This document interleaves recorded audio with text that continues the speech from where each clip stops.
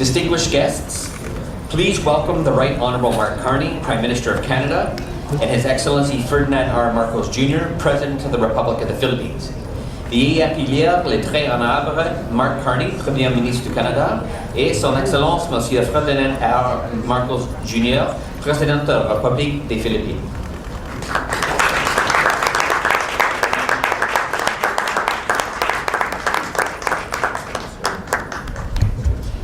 Thank you. We will now proceed with the signing ceremony. For Canada, the Honourable Anita Anand, Minister of Foreign Affairs, and for the Republic of the Philippines, Acting Secretary Juan Miguel T. Cuna, Department of Environment and Natural Resources.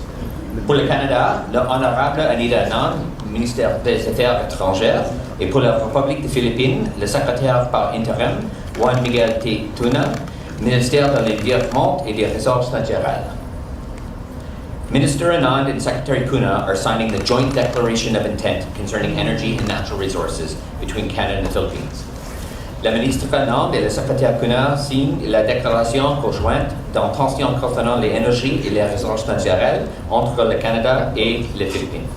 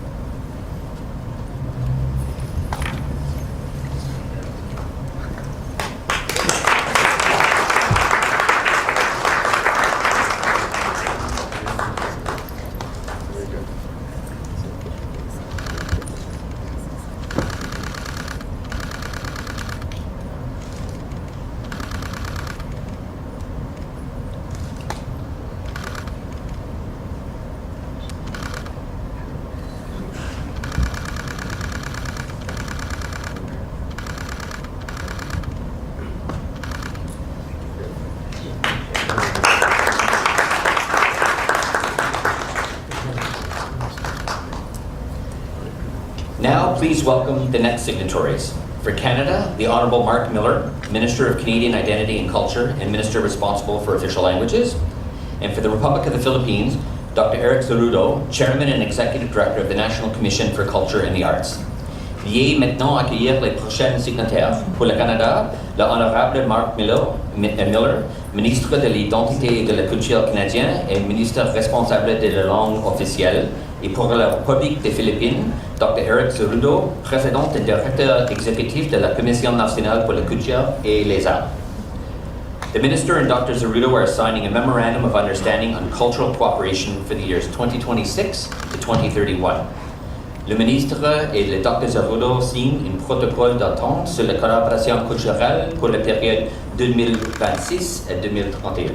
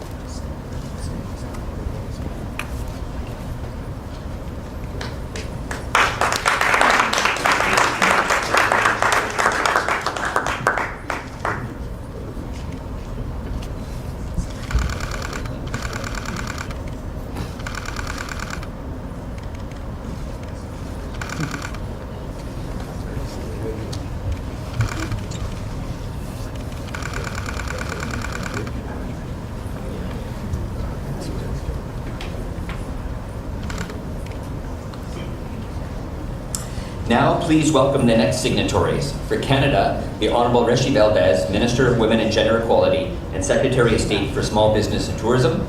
And for the Republic of the Philippines, Her Excellency Maria Teresa Lazaro, Secretary of Foreign Affairs of the Republic of the Philippines. Pour le Canada, l'honorable Rachid Valdez, ministre des Femmes et de l'égalité des genres et secrétaire d'État aux petites entreprises et tourisme. Et pour la République des Philippines, son Excellence Maria Teresa Lazaro, secrétaire aux Affaires étrangères de la République des Philippines. The Minister and the Secretary are signing the Memorandum of Understanding on Tourism Cooperation. La ministre et le secrétaire signent le protocole d'entente concernant la coopération en matière de tourisme.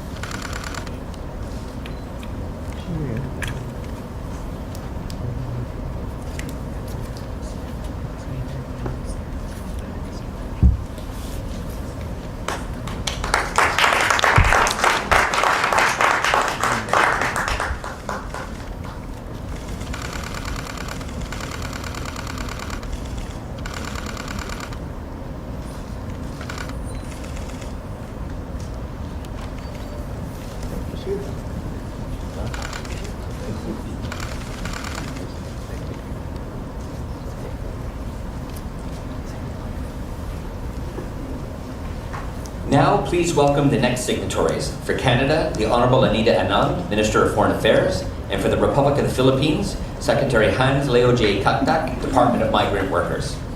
Veuillez maintenant accueillir les prochains signataires. Pour le Canada, le Honorable Anita Anand, Ministre des Affaires étrangères, et pour la République des Philippines, le Secrétaire Hans Leo J. Kaktak, Ministère des Travailleurs Migrants. Minister Anand and Secretary Kaktak are signing a joint declaration of intent concerning labor and migration cooperation. La ministre Anand et le secrétaire Kaktak signent une déclaration conjointe en tension concernant la coopération en matière de travail et de migration.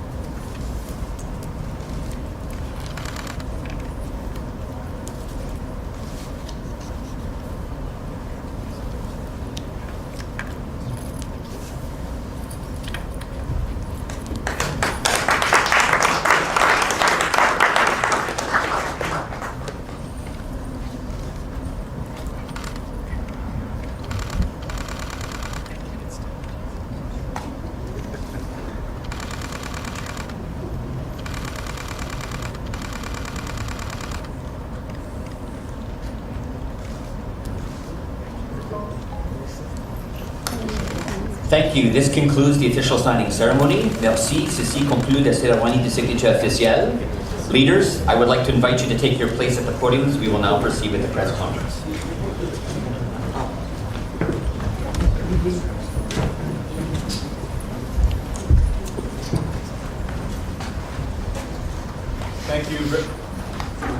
Thank you very much, Ambassador.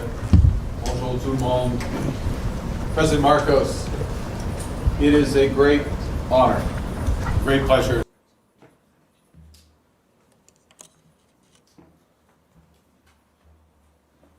Thank you very much, Ambassador. Bonjour tout le monde. President Marcos, it is a great honor, a great pleasure to welcome you to Vancouver in an official capacity, welcome you back to British Columbia. I trust that you will feel at home here because the Filipino community is at the very heart of Canada. Canada is home to more than 1 million Filipino-Canadians. There are nearly 200,000 Filipino-Canadians who reside right here in beautiful British Columbia. There are doctors, our nurses, our caregivers, who help Canadians in their most critical moments. They're entrepreneurs, businesses that in some cases have become the gathering places for families and friends. Local restaurants here in Vancouver, Plato Filipino, global icons like Jollibee, where we will be going. We just had a working lunch. We didn't eat at our working lunch, so we'll be going to Jollibee to get some real sustenance. Filipino culture is proudly celebrated in the music, the dance, the art of our festivals. Kamayan Fest, Pinoy Festival, and Filipino-Canadians join also when there's tragedy, as we joined a little more than a year ago to support each other after the Lapu-Lapu tragedy not far from here. Mr. President, we are one people, united in diversity and our humanity.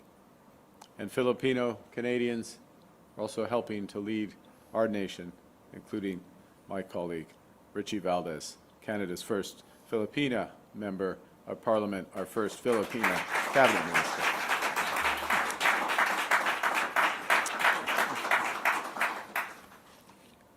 The community, the Filipino community, has helped build the Canada that we know today.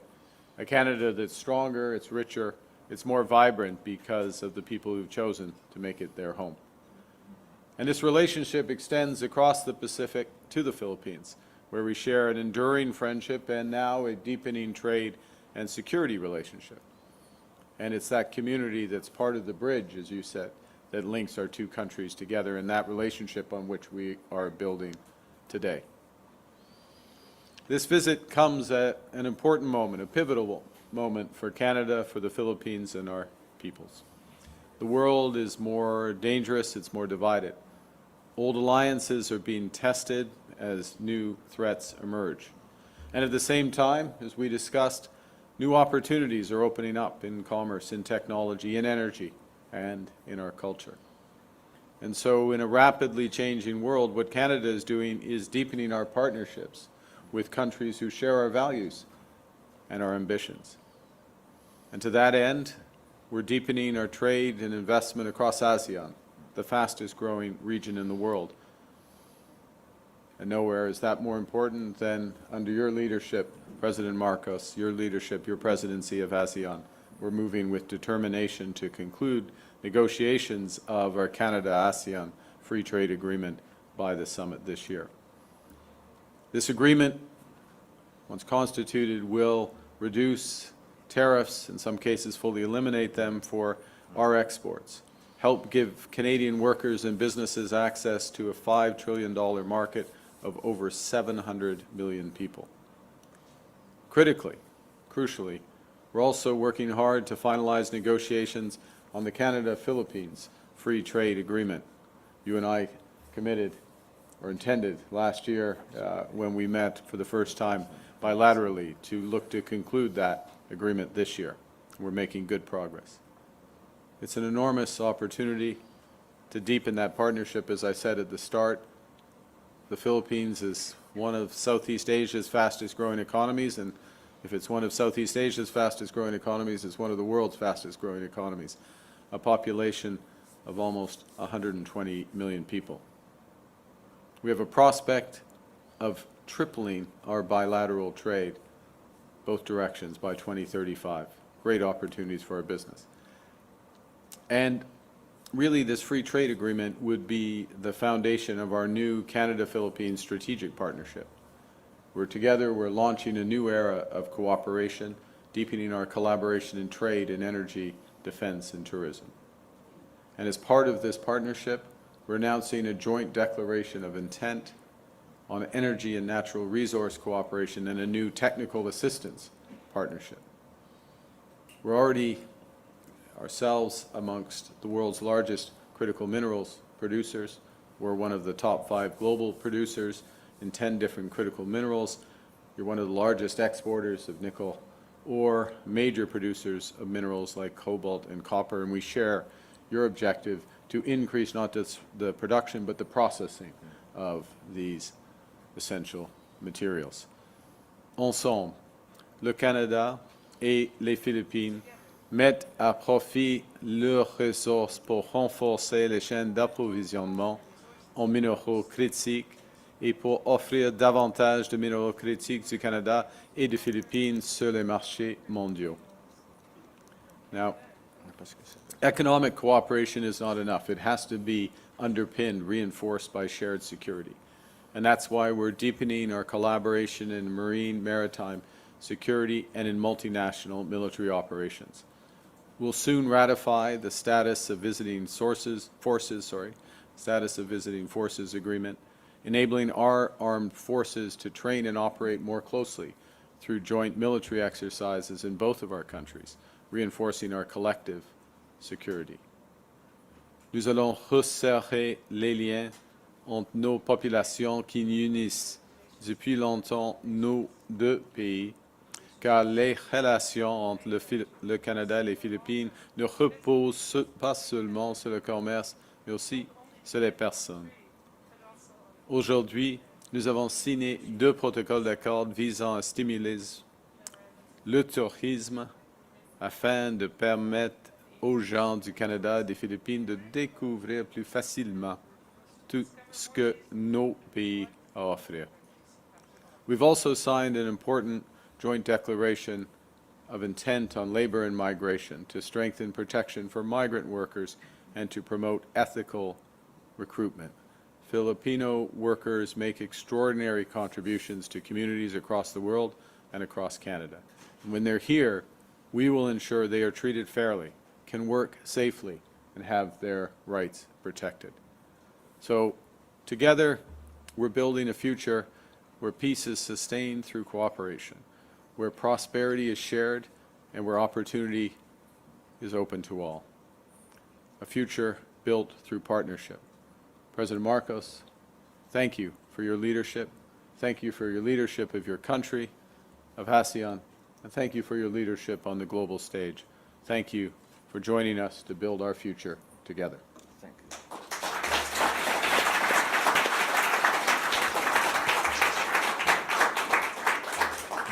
The Right Honourable Prime Minister Mark Carney, the esteemed members of the Canadian and Philippine delegations, friends from the media, ladies and gentlemen, a good afternoon to you all, and a belated Happy Canada Day to all our Canadian friends.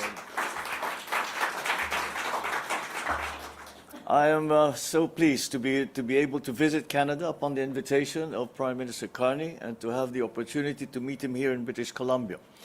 Arriving in British Columbia carries a deep symbolic significance, as the first documented Filipino arrival in Canada happened in this province's Bowen Island in 1861. Prime Minister Carney and I had a one-on-one meeting this morning where we discussed the positive trajectory of our bilateral relations and the ways forward to ensure a sustained and dynamic partnership. This was followed by an expanded bilateral meeting together with our delegations. Today, I am pleased to announce the elevation of our bilateral relationship to a strategic partnership. We have tasked our foreign ministers to draw up a plan of action to pursue our shared commitment to work together in adapting to shifting global realities, addressing shared challenges, and building capacities for future-ready partnership. We recognize that robust defense and security cooperation underpins the strong momentum of our relations. Recent milestones in this pillar underscore the shared commitment of our countries in ensuring that our peoples continue to live in peaceful and secure regions.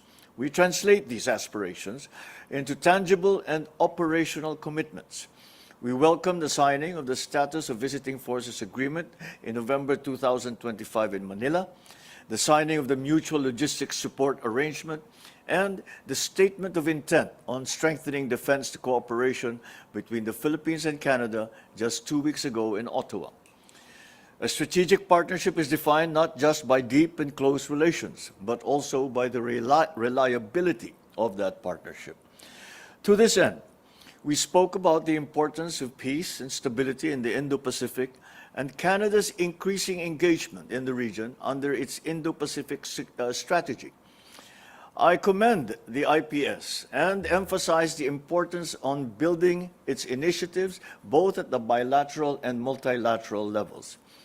I also thank Canada for its dark vessel detection program, which was deployed to the Philippines under the strategy to aid the country in combating illegal, unreported, and unregulated fishing and increase maritime domain awareness. I conveyed keen interest in the continuation of the DVD program in Philippine waters. As the Philippines celebrates the 10th anniversary of the 2016 Arbitral Tribunal Award on the South China Sea, I thank Canada for its vocal and consistent support for a rules-based order in the South China Sea under the United Nations Convention on the Law of the Sea, or UNCLOS, and in upholding the arbitral award as final and legally binding. Tomorrow, I will meet with several business leaders and key players in the Canadian mining, IT BPM, and energy sectors. Canadian businesses, including those in said sectors, have been largely successful in the Philippines. I look forward to discussing more opportunities for deeper commercial ties between our two countries. Prime Minister Carney and I reaffirmed our commitment to conclude the negotiations for a bilateral free trade agreement this year, as we also negotiate the ASEAN-Canada Free Trade Agreement. We renewed our commitment to increase our bilateral trade, stand against economic coercion, and build a resilient supply chain. We are pleased to witness the signing of the Joint Declaration of Intent on Energy and Natural Resources Cooperation. Before I return home, I will meet with the Filipino community. I am glad to see and hear from our Canadian friends that the 1 million strong Filipinos in Canada are valued and respected for their contributions to the Canadian society, the economy, and government. They serve as the heart and soul of the strategic partnership between the Philippines and of Canada. To unleash this full potential, it is essential that Filipino professionals are able to practice their professions in Canada. In this regard, we will convey our hope that Canada's federal and provincial governments will continue working together to address the barriers to the recognition of the credentials of Philippine-educated professionals. I am also glad to have witnessed today the signing of bilateral understandings and declarations of cooperation in the areas of tourism, culture, and labor and migration. These agreements will help us harness the strong people-to-people ties between our two countries as we jointly build capacities and create a mutually beneficial talent pipeline for the future. I would like to thank Prime Minister Carney and the members of the delegation for the warm welcome and productive discussions that we have had today. Prime Minister Carney, I look forward to welcoming you for the 49th ASEAN Summit and related summits in Manila in November. Thank you. Merci beaucoup, and good afternoon.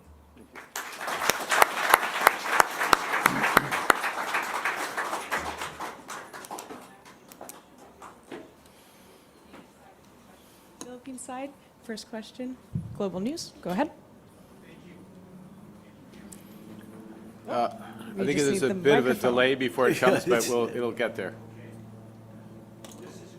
For Prime Minister Carney, it's There you about go. the pipelines. Paul Johnson from Global News of BC. It seems like we're learning about this new pipeline through a process of deduction today. BC's not going to oppose it. It's not going to be on the North Coast. This leaves us kind of one place, I would think, the body of water that's behind you. Now, I expect you don't want to steal the thunder of the Premier of Alberta, but this is going to be a really big deal for BC. Any details you could share with us here on where this pipeline is likely going to go? I'd like to know. Well, thank you for framing the question that way. No, I don't want to steal the thunder from the Premier of Alberta, who is rightly the catalyst behind this, the proponent, if you will, or will identify the proponent. There will be a media availability in a few hours in Alberta. We'll go through that.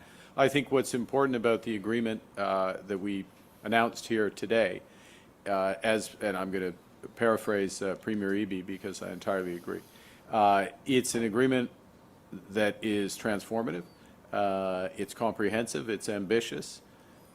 It moves to realize the full potential of British Columbia and Canada as a gateway to Asia, and across all forms of energy, across critical minerals, across a huge expansion of trade capacity, Port of Vancouver, in much improved logistics, including commute times for long-suffering families here in the Lower Mainland through Massey Tunnel.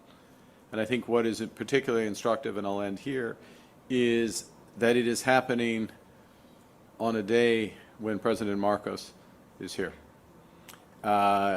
President's visit was the anchor for today's announcement.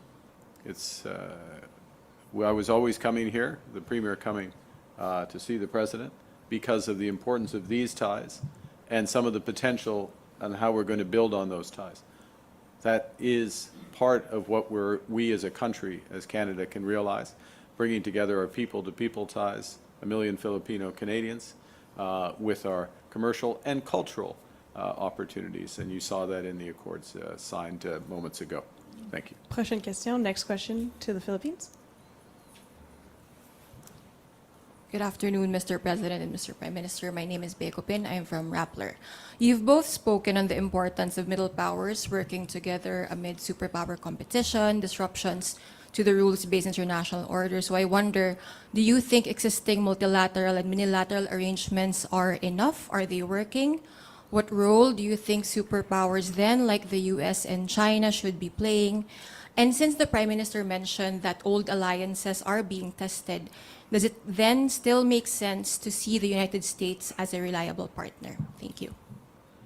For the Prime Minister or for? For both of you, sirs. For both. Well, I'll start. Why don't I start, and let me underscore something the President said a moment ago, referencing the importance of the United Nations Convention on the Law of the Sea, something to which we are a signatory and we absolutely uphold, and we uphold the decisions and squarely back the decisions of 2016 that are directly relevant to the territorial waters and activities of the Philippines. First point. These types of arrangements, UNCLOS is one very important example. There are many others. Canada is still fully subscribes to them, fully supports them, and will continue to support them.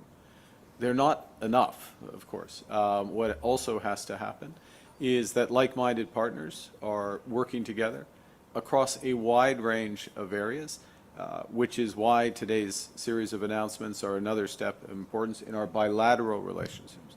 It's also important that groupings such as ASEAN are effective under the President's leadership, that they're effective in commercial and other areas. It's important that we look for areas together.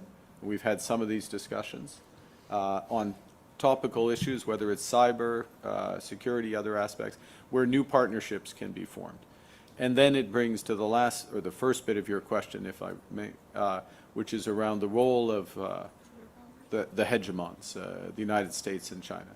Of course, we have deep relationships, each of us, with the United States. There is a stronger commercial relationship, if I may, you can speak to it, with Philippines and China because of proximity and others.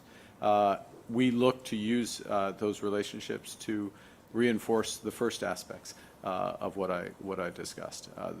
All of those are important, and the responsibility of middle powers, I'll speak for Canada, is to reinforce the rules-based order, update it where possible, to build alliances, partnerships in areas where like-minded countries can cooperate, because that strengthens ourselves, but it also strengthens the system. And yes, cooperate with the hegemons wherever possible to reinforce the first two. Thank you. Well, the Philippines and Canada are in full agreement about the necessity of these bilateral and multilateral agreements that we have spoken about. With the volatility in the geopolitical world in the past years, I think it is a necessary development, not only for Canada and the Philippines, but for other like-minded countries who still continue to believe in international, still hew close to international law and a rules-based international system. Whether or not it's going to be enough is another question, because it's very hard to say, again, because of the volatility and the changes that will undoubtedly come in the future, that will be unexpected and that we cannot predict the nature of necessarily. And so, again, it is very, very clear, I think, to most countries and the leaders of those countries that these bilateral and multilateral exchanges and alliances and partnerships become necessary, so that when we face the volatility that I spoke about, that we are facing it from a much larger base, as it were, which will bring us hopefully the stability and will give us the options to adjust. We have two differing forces that we have to balance here. One is to be stable, and at the same time we have to be agile. And the way to do that is to have these firm partnerships and firm agreements between countries, both bilaterally and multilaterally, but at the same time to keep the communications between all our partners very, very active. In that way, we can move together and we can react together. And again, it will give us a stronger base to work from, to maintain that stability, to maintain the peace. And this is all what we are working for. And I continue to believe that this is the right direction to take. Next question. Prochaine question to Canada. Teresa Barrera, Omni TV Filipino News. Hello, Mr. Prime Minister and Mr. President. With a potential free trade agreement on the horizon, how can Canadians and Filipinos ensure that companies and systems involved in future free trade uphold values such as honesty, dignity of human rights, and non-corruption? Well, thank you for that question, because it goes to the heart of our values, and it's one of the reasons why we look to pursue deeper commercial ties, deeper security and other ties with the Philippines. These commitments to exactly that: human rights, dignity in work, and the fight against corruption in all its forms. Let me just give one example from today, which is the importance of the protocol just signed in terms of workers' rights in Canada. If I may suggest, this is the first of its kind that has been struck. It's been struck because of the value we both place on this issue. It provides a framework for, I would hope, future accords with other jurisdictions, and we as Canada will work to uphold, without question, these rights and be accountable if that is not the case. And I think that, and I'll stop on this, which is one of the values of your role and those of you in the media is part of that accountability. We have parliamentary accountability, we have accountability directly to stakeholders, and of course accountability through the media. It's a story that doesn't get written if we uphold those rights, but we would like that to be the case, because that's our full intention. Yes, the sharing of those values of the respect for human rights and the respect for reliability in terms of our dealings it serves as a basis for all that we are doing together, not only between the Philippines and Canada, but Philippines, Canada together as we engage the rest of the world. And so it is very much from that base that we start from, because we share the same values when it comes to the different issues that concern our governments and our citizens, and we share the aspirations in terms of what we would like to achieve in the world. And again, that is a very, very important part of what we are doing, because without that, none of these agreements, none of these partnerships, none of these alliances would be possible, because it is only with like-minded partners that we can come to these agreements. And that is why we will continue to promote those ideals, we will promote those values, and we will continue to abide by an international, legally led actions as we go forward. Thank you. We'll do the last question. Dernière question to the Philippines. Hi, good afternoon, President Marcos and Prime Minister Carney. To both leaders, the Philippines' new middle income status is somewhat a seal of good housekeeping and a coming out of the country to the international markets and the business community, in particular investments from Canada. For some, economic growth is not the main attraction to engagement, but there are also qualitative criteria, which is similarly related to the previous question, good governance, upholding human rights, and anti-corruption efforts. So how important are these factors in convincing Canadian investors to stay for the long haul in the Philippines, and how can Canada and the Philippines enhance confidence-building measures to reach the goal? May I start? Well, I guess, Yeah. should I, Okay, go. actually, your media, your All right. question. That's a good point. Well, I think, as you say, it is a form of seal of good housekeeping in the sense that we are recognized that the economic policies that we have undertaken has led us to this. I don't know how you would call it, a heightening of our confidence in our economy. And that, I think that comes from the fact that the Philippines has, in the last 4 years, worked very, very hard to make the Philippines a more investment-friendly destination for both locals and for our friends around the world.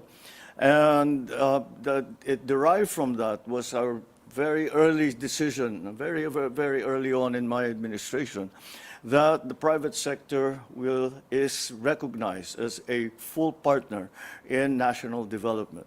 And that has led us to the FTA now that we are talking about with Canada, and to the other 20 plus FTAs that we have been able to come to and sign in the last 4 years. If you remember that we have been a low. Yes, we were still in the lower strata of the middle income economy since 1987. And it is just as well that it is about time that we moved up that strata. We have changed that category somewhat.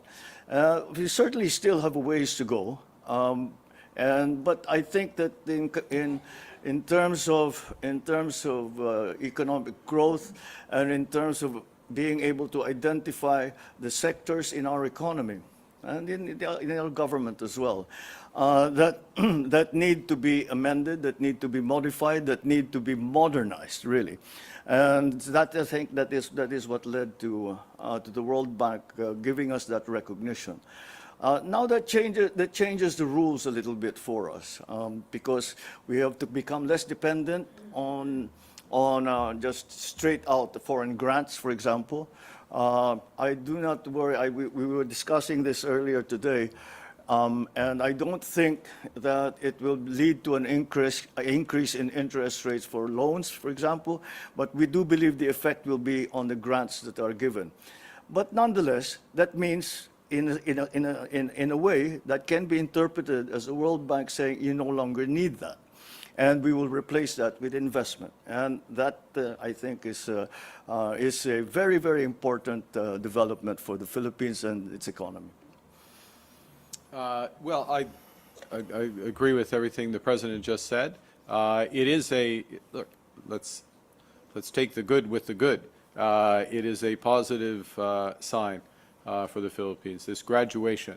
This doesn't happen, it's not something that reflects the latest economic statistic, a good quarter. It is something more broad. and development that's been built over the course of the recent years.